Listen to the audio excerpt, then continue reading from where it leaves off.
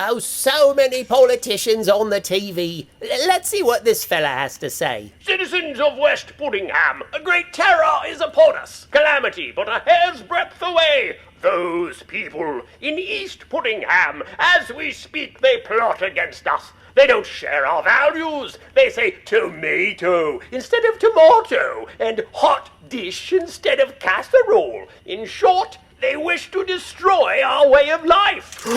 And that is why you must elect me Commissioner of Roads and Small Bridges. We must elect him Commissioner of Roads and Small Bridges to save our way of life. Wait, what? You heard him. Calamity is but a hair's breadth away. Those East Puddingham people, they want to ruin everything. Wait a minute. Isn't your brother-in-law from East Puddingham? That's right, he is. I thought you really liked him. I do. But I probably shouldn't. He wants to destroy my way of life. According to who? The guy on TV. Religion is one of the most powerful forces in our society. For centuries, it has influenced a lot of laws, our values, and even our politics. But here's the question. Are politicians using faith to lead with honesty, or are they just using it to control and win votes? Relationship with the evangelicals. And I go to church a lot, always on Christmas, always on Easter, always when there's a major occasion. And during the people of power and people chasing power misuse different religions to assert or gain control over the mass. A prayer, and there's a part of the scripture that talks about Esther and a time such as this. And but today we're going to be diving into how some politicians use Christianity specifically not just as a belief system but as a political tool.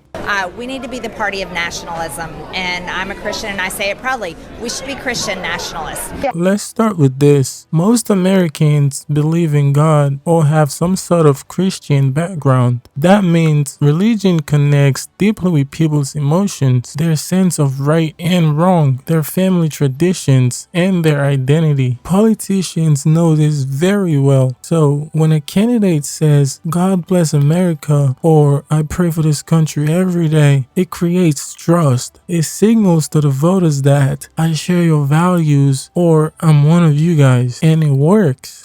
God bless you. may God bless America. Studies shows that voters are more likely to support candidates who appear religious, even if their policies don't match that faith's values. So during election season, religion often becomes part of the show. Some politicians visit churches right before elections. They even quote Bible verses in their speeches, or they also hold prayer events that gets lots of media attention. In our faith tradition, Jesus Christ is a Son of God. Now, there's nothing wrong with showcasing your faith publicly, but it becomes a problem when it's clearly being used as a marketing strategy. Let's take a look at a few examples over the years. In the United States, many presidential candidates from both parties tend to end their speeches with "God bless America." God bless you. And may God bless America. That's not just a habit, it's a specific signal to Christian voters that the candidate shares the same faith as them. During campaigns, some politicians promise to restore Christian values or make laws based on the Bible. We're going to protect Christianity, and I can say that. I don't have to be politically correct.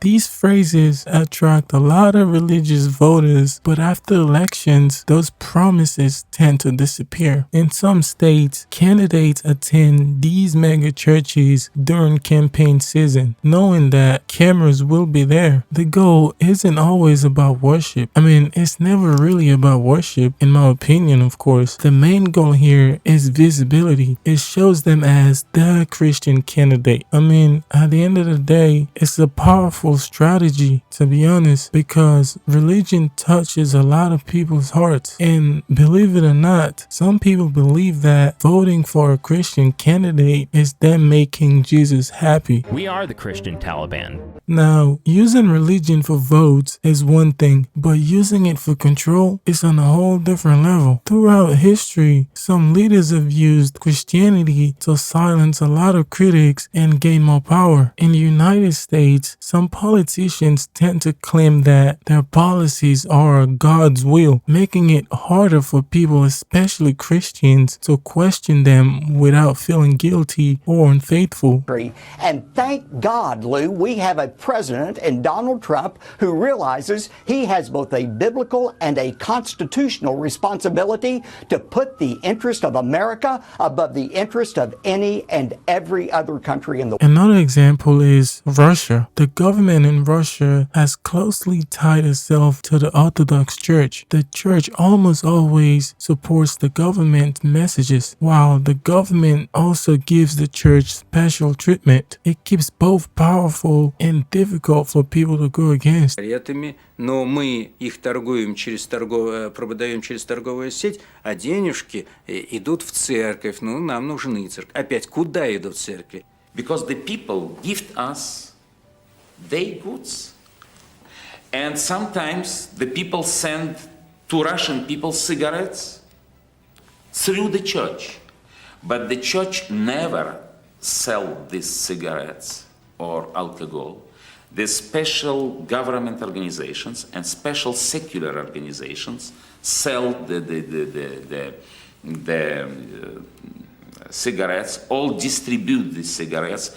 In some African nations, leaders have used Christianity to justify strict laws or limit freedoms, claiming they're protecting Christian morals. In Latin America, religion has been used to sway elections and also label opponents as ungodly or immoral, pushing voters to see only one side as the only and holy choice. When politicians mix religion with national identity, it can divide people, turning believers into real citizens and non-believers into outsiders. In modern America, this mix of faith and politics is still alive and strong. Some politicians link Christianity with patriotism as if being a true American means being a Christian. They use religious language to shape debates, for example, around abortion, LGBTQ rights, education, and even sometimes immigration. For example, some political movements tend to claim that they're defending Christian freedom when in reality they're actually pushing for laws that only reflect one group's beliefs. Others describe their campaigns as spiritual battles, framing opponents as enemies of God rather than people with different views. When faith is used this way, it creates a lot of fear and division among people instead of the unity and compassion that Christianity actually teaches. If you read the Bible, this is very clear. Look, if Jesus came back and found tables in the temple offering buttons that say Democrat or Republican, conservative Christians might assume he'd put on a Republican button to match his conservative beliefs. Liberal Christians might assume he would put on a Democrat button to match his liberal beliefs. He wouldn't. He would throw both tables out of the temple. See, faith at its best is personal. It's about kindness, justice, forgiveness, and hope. Politics, on the other hand, at its best, is about serving everyone, and I mean everyone, no matter what their beliefs are. So how do we vote? The book of Proverbs contrasts at great length the behavior of the righteous and the wicked in society. The best way to summarize the difference is by saying this: the righteous are willing to disadvantage themselves to advantage the community.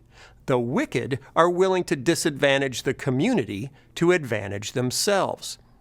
In Matthew 25, Jesus goes through a long list of people in need that he expects us to help. You know the story. Whatever we do for the least of these, we are doing for Jesus.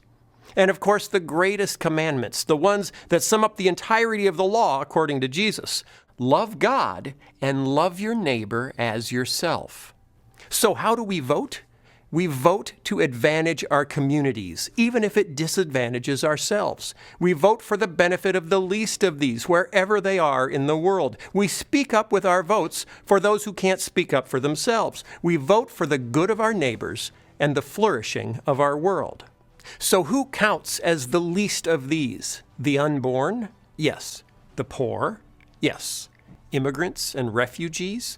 Yes. The incarcerated? Yes. Those who don't have access to health care or education? Yes.